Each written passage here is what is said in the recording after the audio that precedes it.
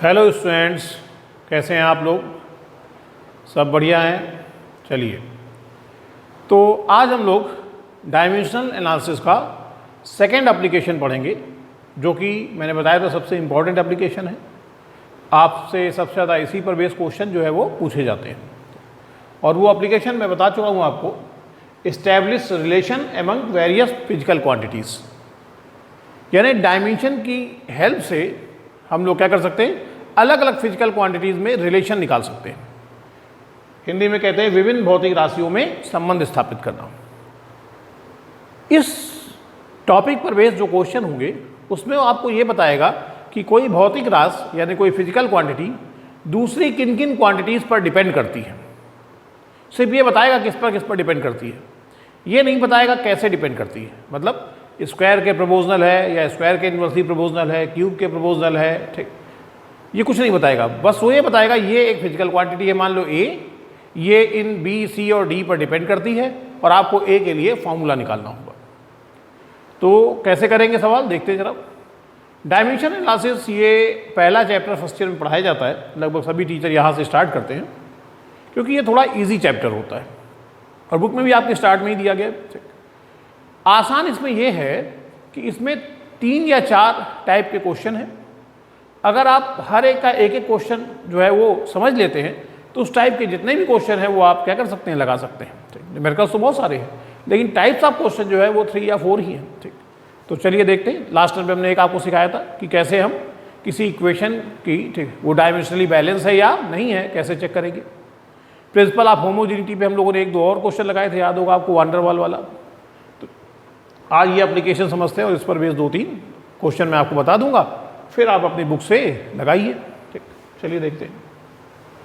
Question आज ये है कि किसी सिंपल पेंडुलम का जो टाइम पीरियड है टी, सिंपल पेंडुलम जानते हैं, एक धागे से ऐसे एक बॉब को ऐसे लटका देते हैं, एक धागे से एक छोटे से बॉल को लटका देते हैं, फिर उसको ऐसे खींच के छोड़ते हैं तो ऐसे ऐसे ऑसिलेट करता है।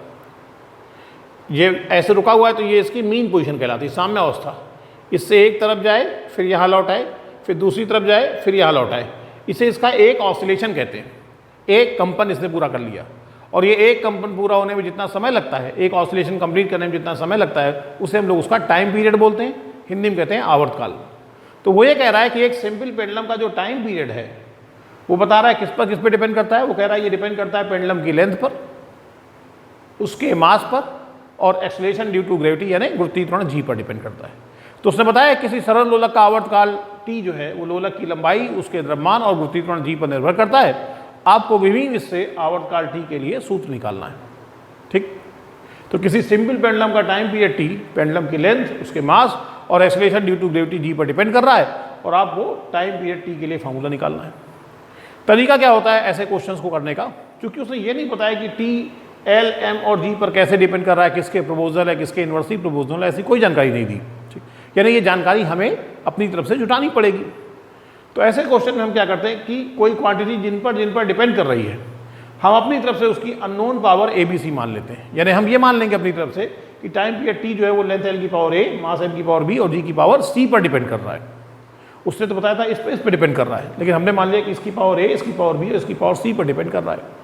फिर किसी तरीके से हम ए बी सी की वैल्यू निकालेंगे। मान लीजिए ए की वैल्यू 2 आ गई, तो हमने तो माना था एल की पावर ए पर डिपेंड करता है और ए की वैल्यू 2 आ गई, तो इसका मतलब कि टाइम पीरियड जो है वो एल स्क्वायर पर डिपेंड करता है। अगर -2 आ जाती तो जब यहाँ -2 लगाओगे तो 1/L² हो जाएगा, यानी फिर लेंथ के स्क्वायर के इन्वर्सली प्रोपोर्शनल होती है। तो कुल मिला के हमें ए बी सी की वैल्यू निकालनी होगी। तो ऐसे सभी क्वेश्चन को करने का तरीका क्या है कि कोई फिजिकल क्वांटिटी जिन पर डिपेंड करे, आप सबसे पहले उनकी अननोन पावर मान लो। तो हम लोगों ने मान लिया कि जो टाइम पीरियड टी, यहाँ लैंग्वेज में लिख देंगे आप कि माना आवर्तकाल टी लंबाई एल की घात ए, द्रव्यमान एम की घात बी और गुरुत्वाकर्षण जी की घात सी पर डिपेंड करता है। इंग्लिश में आप लिख देंगे let the time period T depends upon L to the power A, M to the power B and G to the power C. अब अगर आप कहते हो कि टी जो है ये इसकी पावर ए, इसकी पावर बी और इसकी पावर सी पर डिपेंड करता है, तो डिपेंड करता है तो इसका मतलब टी जो है ये इन सबके प्रोपोर्शनल होगा। भाई डिपेंड करने का मतलब क्या हुआ, एक को चेंज करोगे दूसरा भी चेंज होगा, तो इसका मतलब ये टी जो है ये एल की पावर ए के प्रोपोर्शनल होगा, एम की पावर बी के प्रोपोर्शनल होगा और जी की पावर सी के प्रोपोर्शनल होगा। ठीक, आप जानते हैं ये प्रोपोर्शनल का साइन हटाने के लिए हम लोग अपनी तरफ से एक कांस्टेंट लगा देते हैं, इसे हम लोग बोलते हैं प्रोपोर्शनैलिटी कांस्टेंट। तो मान लिया हमने के लगा दिया, एल की पावर ए, एम की पावर बी, जी की पावर सी, कोई भी लिख सकते हैं आप कांस्टेंट, के सी नहीं लिख रहे हैं यहाँ पर क्योंकि हमने पावर सी दिखाई हुई है, ठीक है, तो के लगा दिया, ठीक है। तो हम लोगों ने प्रोपोर्शनलिटी का साइन हटाने के लिए कांस्टेंट लगा दिया और इसको इक्वेशन 1 डाल देते हैं। अब हम लोग किसी तरीके से ए बी सी की वैल्यू निकाल लेंगे और ए बी सी की वैल्यू इसी इक्वेशन में रख देंगे, सॉल्व कर लेंगे, टाइम पीरियड का फॉर्मूला आ जाएगा। अच्छा, ये जो कांस्टेंट आपने के निकाला है इसकी कोई डायमेंशन नहीं होगी, ठीक, ये एक डायमेंशन लेस कांस्टेंट होगा। आप नीचे नोट कर सकते हैं कि वेयर के is a dimension less constant. Hindi में क्या लिखेंगे? जहां के एक विमाहीन नियतांक है, यानी के नियतांक है जिसकी कोई विमा नहीं होगी, एक डायमेंशन लेस कांस्टेंट है। अब क्वेश्चन है कि ये ए बी सी की वैल्यू कैसे निकलेंगे? उसके लिए हम दोनों साइड्स की डायमेंशन लिखेंगे, ठीक, दोनों साइड की डायमेंशन आप लिख दीजिए और उसको कंपेयर कर लीजिए। कंपेयर करने से आपको ए बी सी की वैल्यू मिल जाएंगी या कुछ ऐसी सिंपल इक्वेशन बनेगी जिनको सॉल्व करके ए बी सी की वैल्यू मिल जाएगी, ठीक। तो दोनों तरफ की डायमेंशन हम लोग यहाँ पे लिख देते हैं, ठीक। तो देखिए जरा, यहाँ पे लिख देंगे राइटिंग, मैं लैंग्वेज नहीं लिख रहा हूँ, बोल देता हूँ क्या लिखना, जगह थोड़ी कम है। आप लिख देंगे writing dimension of both sides, दोनों साइड की डायमेंशन लिखनी, ठीक है। Writing dimension of both sides we get, क्या मिलेगा? देखिए टी क्या है? टी है टाइम पीरियड, टाइम पीरियड का मतलब टाइम, बताया था एक ऑसिलेशन पूरा करने में जो समय लगता है, तो ये टाइम है, टाइम है तो इसकी डायमेंशन क्या हो जाएगी, यानी इसका डायमेंशनल फार्मूला क्या हो जाएगा? टी। के तो आप बता चुके इसकी कोई डायमेंशन नहीं होगी, तो ये डायमेंशनलेस कांस्टेंट है, इसको छोड़ देंगे। एल क्या है? लेंथ, लेंथ आप जानते हैं लंबाई मूल राशि होती है और मूल राशि का जो सिंबल होता है वही उसका डायमेंशनल फार्मूला, ठीक। पावर ए है। एम, ये भी फंडामेंटल क्वांटिटी है, इसका डायमेंशन एम हो जाएगी, इसकी पावर बी। जी क्या होता है? जी होता है गुरुत्वीय त्वरण, गुरुत्वीय त्वरण इंग्लिश में बोलते हैं एक्सलेशन ड्यू टू ग्रेविटी, यानी कुल मिला के ये एक्सलेशन है और एक्सलेशन का डायमेंशनल फार्मूला होता है एल टी की पावर -2, इसकी पावर सी। तो इस इक्वेशन में जितने भी टर्म थे हमने उन सब की डायमेंशन लिख दी। अब हम देख रहे हैं राइट हैंड साइड में कई चीज़ें हैं, तो इन सबको एक साथ कर लें और एक साथ करने के लिए आप जानते हैं कि सबसे पहले किसको देखते हैं? मास को। मास वाला टर्म एक यही है, इसकी पावर बी है तो एम की पावर बी। फिर एल को देखते हैं, एल टू दी पावर ए यहाँ मिलेगा और एल टू दी पावर सी यहाँ मिलेगा और मल्टीप्लाई हो रहे हैं तो पावर जुड़ जाएगी, तो L to the power A plus C. अच्छा, उसके बाद टी की पावर -2 ये है लेकिन उसकी पावर सी है, तो ये बन जाएगा T to the power -2c। जब हमने राइट हैंड साइड को एक साथ किया तो हम देख रहे हैं इसमें एम भी है, एल भी है, टी भी है और इधर केवल टी है, तो कंपेयर करने में आसानी रहे इसके लिए हम इसको भी MLT के टर्म में लिख लेते हैं। तो आपको मैंने समझाया था जो चीज़ ना उसकी पावर 0 करके दिखा सकते हैं, तो इसको हमने लिख दिया m की पावर 0, l की पावर 0, t, ठीक है। अब आप दोनों तरफ से डायमेंशन जो है वो इक्वेट कर लीजिए, कंपेयर कर लीजिए, ठीक। तो यहाँ पे लिख देता हूँ मैं equating dimensions from both sides we get। जब हम दोनों तरफ की डायमेंशन लिख देंगे तो क्या मिलेगा? अगर ये छोटा छोटा लग रहा है, आपको समझ में नहीं आ रहा क्या लिखा हुआ है, तो मैं बोल रहा हूँ सुन लिया करिए। लिखा क्या है? Equating dimensions from both sides, दोनों पक्षों की विमाएं लिखने पर, ये आप हिंदी में लिखेंगे, ठीक। और जब दोनों पक्षों की डायमेंशन लिखेंगे, ठीक है, उसके बाद उसको तुलना करेंगे, इक्वेट माने इक्वेटिंग लिख दिया, कंपेयरिंग लिख दीजिए, ठीक। देखिए इधर m वाले टर्म की पावर कितनी है? b, इधर कितनी है? 0, तो इसका मतलब ये हुआ कि b = 0। भाई इधर m वाले टर्म की पावर b और इधर 0 है, तो कंपेयर करने पे b = 0 दिखाई दे रहा है। यहाँ l वाले टर्म की पावर a + c और इधर कितनी है? 0 है, इसका मतलब a + c = 0 होगा। इधर t की पावर -2c और इधर इक्वल टू के साइन की तरफ t की पावर 1 है, इसका मतलब -2c = 1। तो देखिए अब हम इनको सॉल्व करके a b c की वैल्यू निकाल सकते हैं। भाई b की वैल्यू तो साफ साफ दिखाई दे रही है, बाकी a और c की वैल्यू हम निकाल सकते हैं। On solving these equations we get, on solving these equations we get इन समीकरणों को हल करने पर क्या मिलेगा, वी गेट, देखिए यहां से देखिए पहले b इक्वल टू 0 तो है ही है, यहां से c की वैल्यू आ रही है -1/2 और ये c की वैल्यू -1/2 जब यहां रखेंगे आप इस जगह पर -1/2, उधर जाके +1/2 हो जाएगा, तो इसका मतलब a की वैल्यू +1/2 आ गई। तो ये हम लोगों ने a, b और c की वैल्यू निकाल ली। a, b, c की जो वैल्यू आई हैं इनको इक्वेशन नंबर 1 में पुट कर दीजिए। Substituting above values in equation 1, यानी उपरोक्त मान समीकरण 1 में रखने पर, मैं हिंदी में बोल देता हूं क्या लिखना है, तो हिंदी मीडियम के लड़के भी सुन लेंगे। उपरोक्त मान समीकरण 1 में रखने पर रखिए जरा, t इक्वल टू के, l की पावर a की वैल्यू आई है 1/2, m की पावर b की वैल्यू आई है 0 और g की पावर c की वैल्यू आई है -1/2। अब m की पावर 0 है, किसी की पावर 0 तो उसकी वैल्यू 1 हो जाती है, तो ये तो 1 हो गया। g की पावर -1/2 है, तो पावर माइनस है तो उसको नीचे करके लिख देंगे, l की पावर 1/2 अपॉन g की पावर 1/2। तो चूंकि दोनों पर पावर 1/2 तो हमने ऐसे एक साथ करके लिख दिया। क्लियर है? और आप जानते हैं कि पावर 1/2 का मतलब होता है रूट, तो ये आ गया t इक्वल टू के रूट l अपॉन जी। कोई दिक्कत हो तो बताइए। t इक्वल टू के अंडर रूट l अपॉन जी। ये हम लोगों ने टाइम पीरियड t के लिए क्या कर लिया, फॉर्मूला निकाल लिया। क्लियर है? इसमें ये जो प्रोपोर्शनैलिटी कांस्टेंट k आया है, इसकी वैल्यू डायमेंशनली नहीं निकाली जा सकती।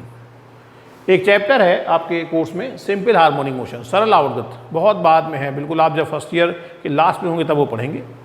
तो वहाँ पर आपको सिंपल पेंडुलम के टाइम पीरियड का फार्मूला पढ़ाया जाएगा, t equal to 2 under root l upon जी।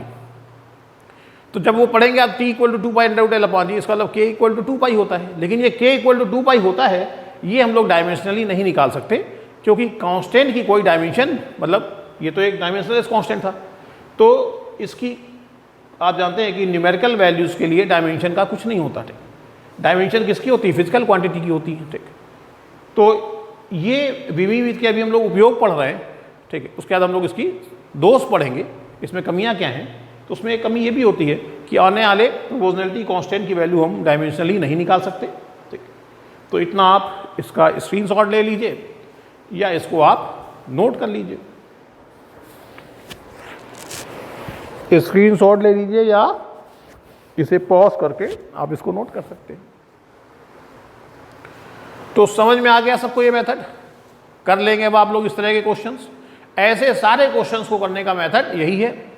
क्या करना है, कोई फिजिकल क्वांटिटी जिन जिन क्वांटिटीज पर डिपेंड करती है, सबसे पहले उनकी अननोन पावर मान लेंगे कि माना इसकी पावर a, इसकी पावर b, इसकी पावर c पर डिपेंड कर रहा है, या XYZ पावर मान लीजिए। अब डिपेंड कर रहा है तो वो क्वांटिटी उन सबके प्रोपोर्शनल होगी। प्रोपोर्शनल साइन डालने के लिए कांस्टेंट लगा दिया, इसको इक्वेशन 1 डाला, और फिर इस इक्वेशन में दोनों साइड की डायमेंशन यानी दोनों पक्षों की विमाएँ लिख लीजिए। जब विमाएँ लिख के एक साथ करेंगे और फिर दोनों पक्षों से विमाओं की तुलना करेंगे, ठीक है, डायमेंशन इक्वेट कर लीजिए, तो आपको ABC की वैल्यू मिल जाएंगी, और वो ABC की वैल्यू यहाँ पे रख के थोड़ा सॉल्व कर लीजिए तो आपका फार्मूला आ जाएगा। इस डायमेंशनल मेथड का मैंने एक दोस्त बताया आपको, एक कमी बताई कि आने वाले प्रोपोर्शनैलिटी कांस्टेंट k की वैल्यू इससे नहीं निकलती है, ये इसकी एक कमी है। ठीक, अगर एक कमी है तो एक अच्छाई भी है, और वो अच्छाई ये है कि अगर कोई फिजिकल क्वांटिटी किसी पर्टिकुलर क्वांटिटी पर डिपेंड नहीं करती, कोई रास अगर किसी रास पर डिपेंड नहीं करती, लेकिन आपको जानकारी देने वाले ने गलत जानकारी दे दी। जैसे जब आप सरल आवर्तगत एक चैप्टर है सिंपल हार्मोनिक मोशन को पढ़ लेंगे तो उसमें स्पेशली आपको पढ़ाया जाएगा कि सरल लोलक का आवर्तकाल जो होता है, सिंपल पेंडुलम का टाइम पीरियड, वो मास पर डिपेंड नहीं करता। लेकिन आज आपने जिसने आपको बताया, ठीक, उसने आपको बता दिया कि टाइम पीरियड जो है वो m पर भी डिपेंड करता है। सर जी आप ही ने बताया है, आप बहुत दुष्ट हो, डिपेंड नहीं करता फिर भी आपने बता दिया। आप चलो अच्छा ठीक है भाई, मैं नहीं बताया, लेकिन मैं यहाँ जो समझाना चाहता हूँ वो समझिए कि टाइम पीरियड t जो है वो मास पर डिपेंड नहीं करता, लेकिन हमने आपको बता दिया मास पर भी डिपेंड करता है, यानी हमने आपको गलत जानकारी दी। लेकिन आप उस गलत जानकारी को ही लेके आगे बढ़े तो क्या फार्मूला गलत निकला? नहीं। अगर टाइम पीरियड मास पर डिपेंड नहीं करता तो देखिए फाइनल फार्मूले में मास नहीं है। तो ये डायमेंशनल एनालिसिस का एक फ़ायदा भी है कि अगर कोई पर्टिकुलर क्वांटिटी किसी पर डिपेंड नहीं करती, किसी ने आपको गलत जानकारी दे दी, ठीक, कि इस पर डिपेंड करती है, तो आप उसी को लेके चलेंगे। तो भी अगर वो उस क्वांटिटी पर डिपेंड नहीं करती तो उसकी जो पावर आपने मानी है उस पावर की वैल्यू अपने आप 0 आ जाएगी, जिससे वो फाइनल इक्वेशन में क्या हो जाएगी, गायब हो जाएगी। तो ये इसकी एक अच्छाई भी है। तो उम्मीद है कि अब आप इस तरह के क्वेश्चंस जो हैं वो कर लेंगे। चलिए एक क्वेश्चन और ले लेते हैं इस पर बेस। और हमारा अगला क्वेश्चन जो है वो ये है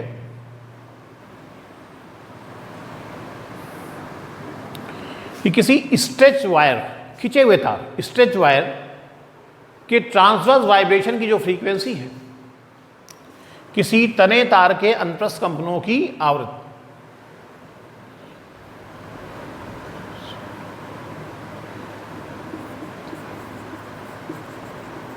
frequency of a stretched wire. अब किससे दिखाएं स्ट्रेच वायर की फ्रीक्वेंसी को? चलिए फ्रीक्वेंसी को स्मॉल एन से दिखाते हैं। The frequency of A stretched wire depends upon the length of wire,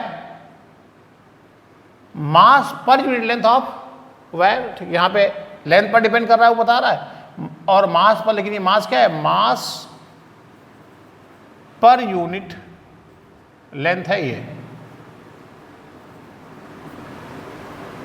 और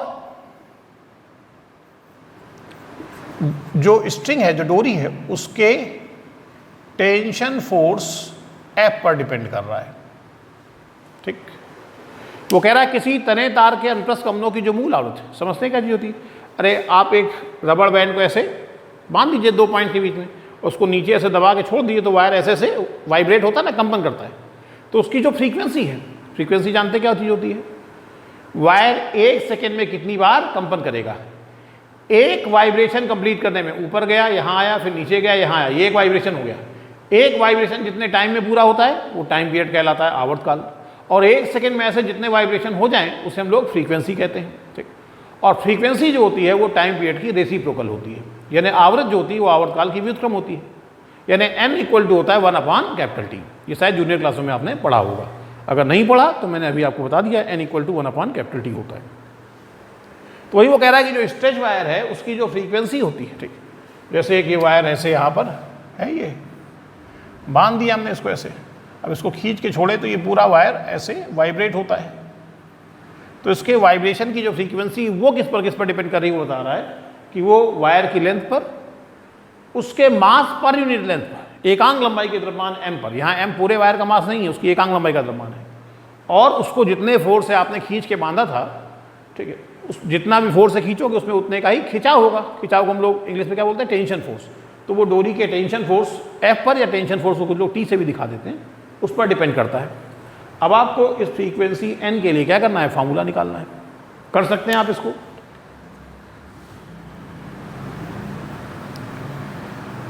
आप वीडियो को पॉज करके इसको एक बार अपने मन से करने की ट्राई करिए। वीडियो को पॉज कर लीजिए और अपने मन से इसको सॉल्व करिए, देखिए कर पाते हैं क्या। करो फटाफट, अपने मन से सॉल्व करो।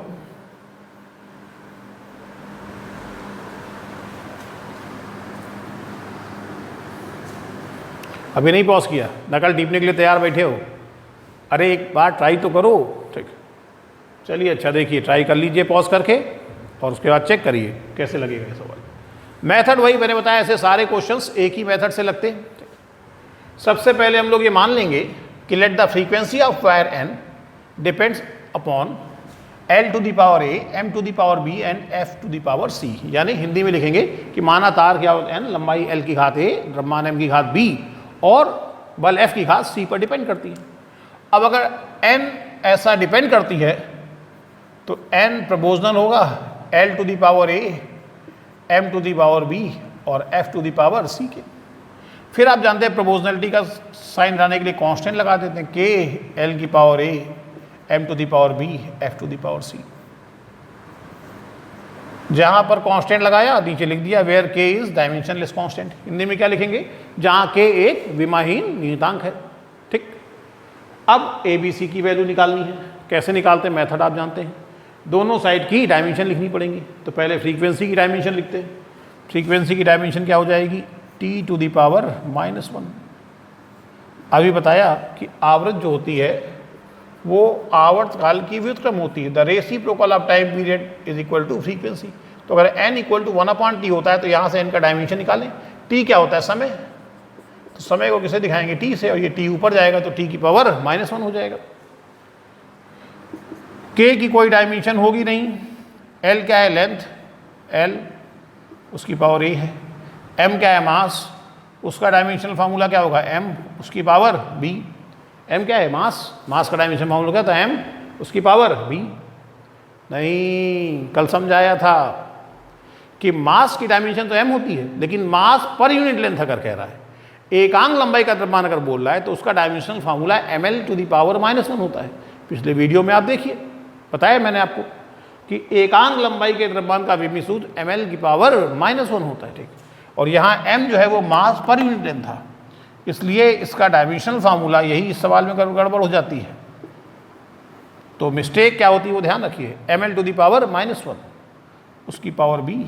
बाकी f फोर्स है, फोर्स का डायमेंशनल फार्मूला आपको डायरेक्ट याद रहता है ml t to the power -2 उसकी पावर c। क्लियर है? अब पहले राइट हैंड साइड का हिसाब किताब करते हैं, और राइट हैंड साइड में जो जो टर्म आएंगे लेफ्ट हैंड साइड को भी उन्हीं टर्म में लिख देते हैं। सबसे पहले m को देखते हैं। m की पावर b, भाई ब्रैकेट के ऊपर पावर लगी तो ब्रैकेट हटाओगे तो सब में मल्टीप्लाई होगी ना पावर। तो m की पावर b यहाँ पर है और m की पावर c यहाँ पर है, और जब वो मल्टीप्लाई होंगे तो m to the power b plus c। Clear? फिर l को देखिए।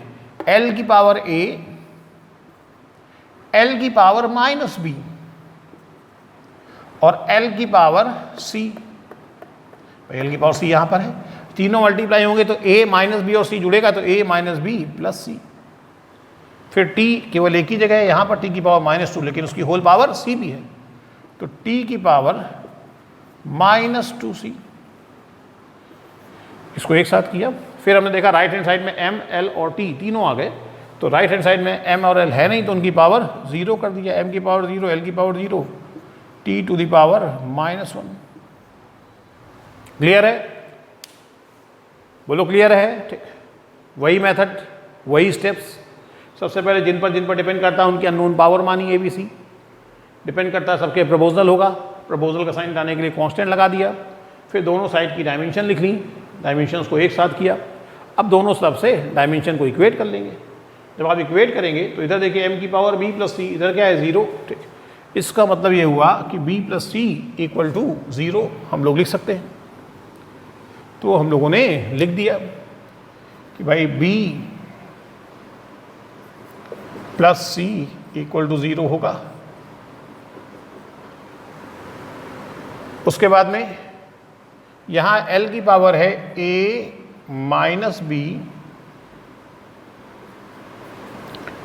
प्लस c,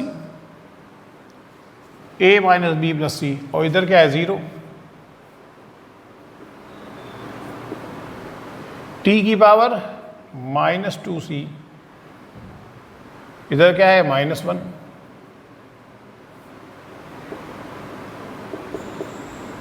ठीक,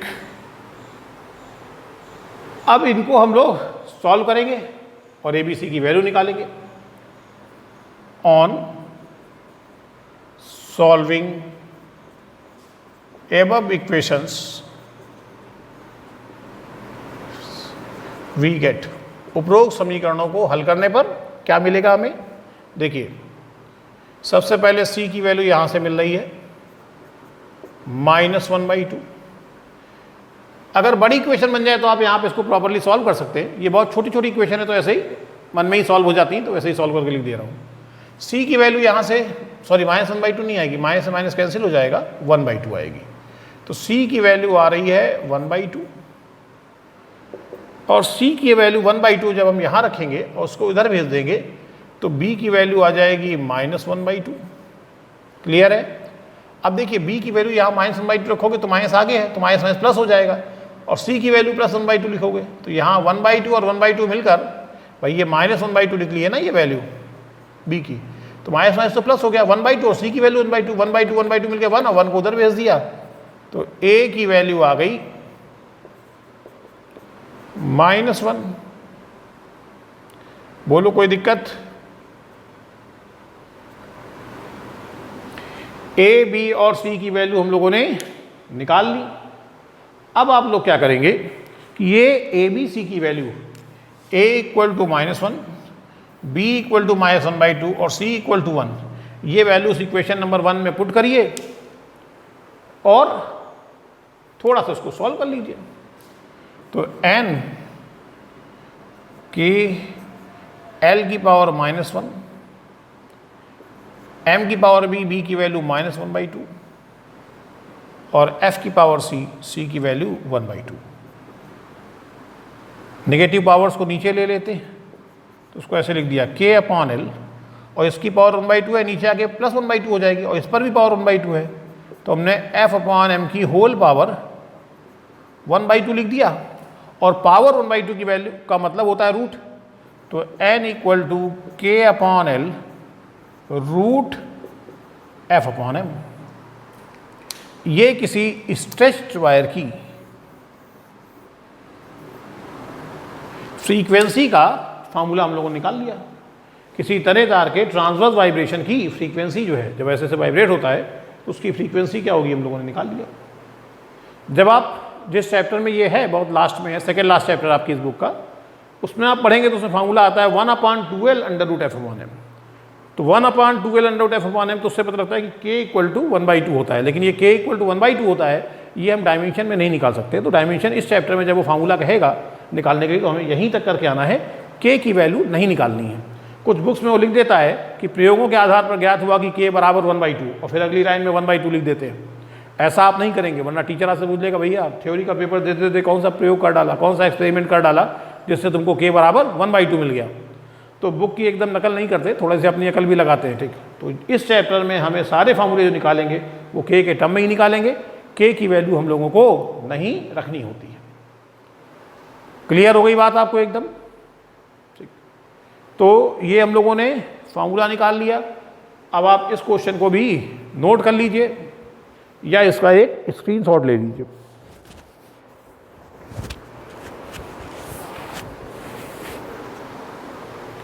हो गया? सबने नोट कर लिया, स्क्रीनशॉट ले लिया? तो ये मैंने आज आपको इसका दूसरा एप्लीकेशन जो है वो समझा दिया है, ठीक है। अब आप इस तरह के क्वेश्चन मेरी समझ से कर सकते हैं। एक क्वेश्चन चलिए मैं आपको और बता देता हूं जो थोड़ा सा अलग है, उसको मैं थोड़ा सा बता दूंगा, थोड़ा आप अपने मन से लगा लेंगे। चलिए देखते हैं जरा एक क्वेश्चन और।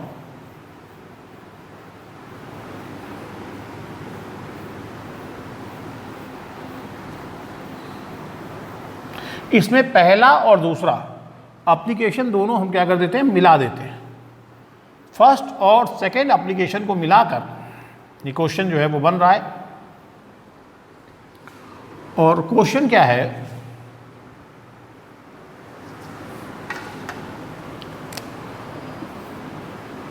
क्वेश्चन में आपसे कह रहा है कि